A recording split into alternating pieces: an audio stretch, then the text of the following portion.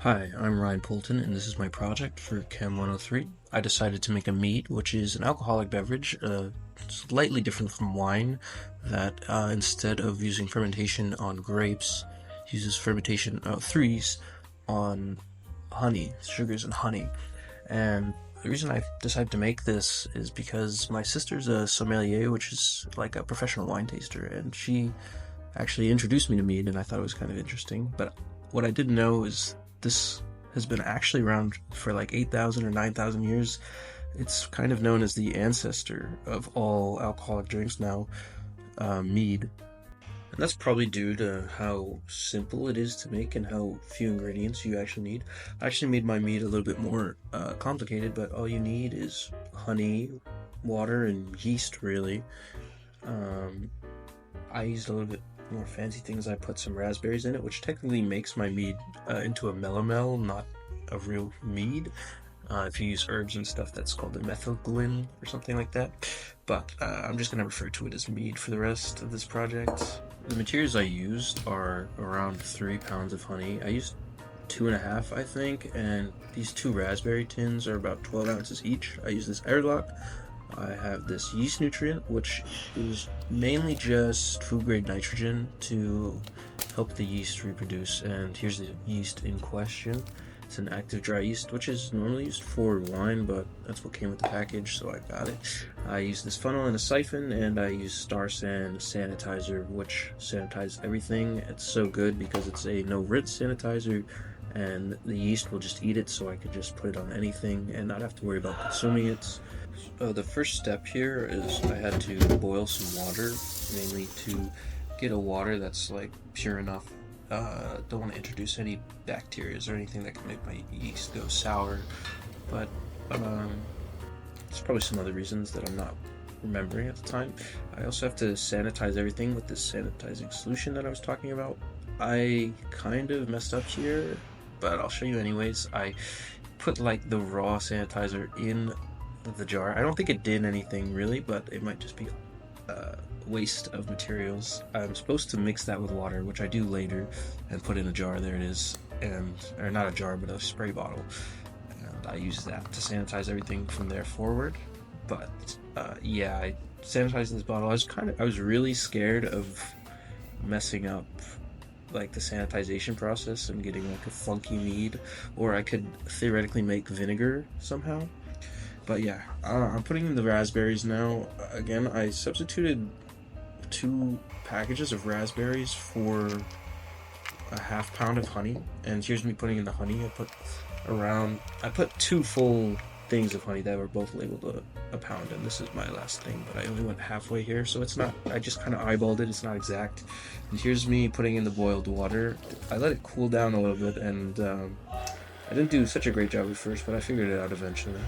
And the reason I needed to boil the water again, not just for the bacteria, is to get it hot enough to mix with the honey to make the solution, which is actually called must.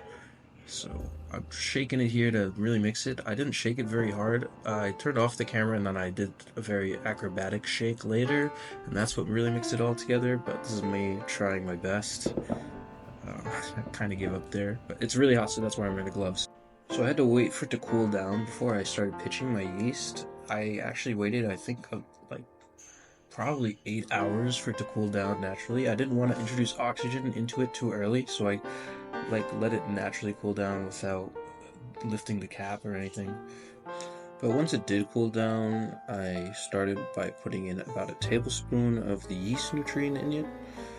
I kind of missed there, so I put a little bit more, but then I put in this entire packet of yeast, which is what the recipe called for, but I don't necessarily know if I needed all of it. It seemed like a lot at the time, but I pitched all of it anyways.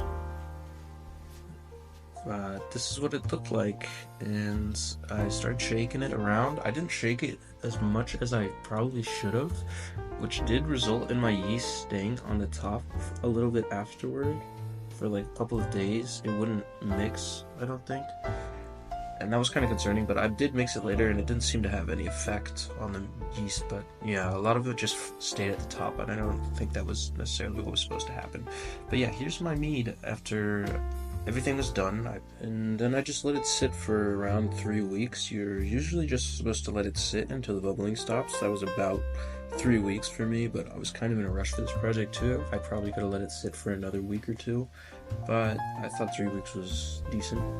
I wanted to go into the scientific question I wanted to ask. So the reason I put in the raspberries instead of the honey is because I wanted to see the complexity that it would add to the taste of the mead, and if it would have any effect on the sugar content in it, if it would be enough sugar to substitute for the half pound of mead.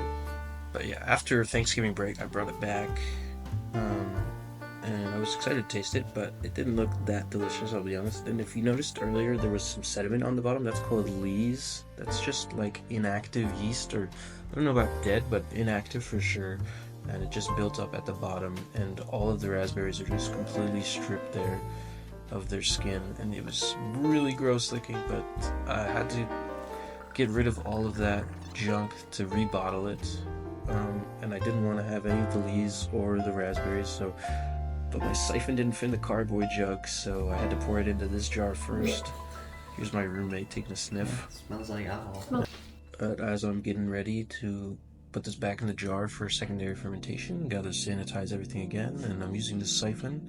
It took a long time because it wasn't a very efficient siphon. It just like a squeeze one, as you can see, but it got the job done, and I wanted to make sure I didn't get any of that lees. The bubbling on top is just the Star sanitizer that drops relatively quickly, like in an hour it'll all go away, and that's all of the gross stuff at the bottom. It kind of looks like baby vomit, but yeah. And I'm sanitizing my airlock now. I'm getting ready to shelf it. I shelved it again for about a week. This is when I finished my paper, and now I'm making this video. And yeah, so now I'm gonna answer that question on whether it improved the complexity. I unshelved it today and poured a small amount for me and my roommate to try. Again, I wanted this to be a gift.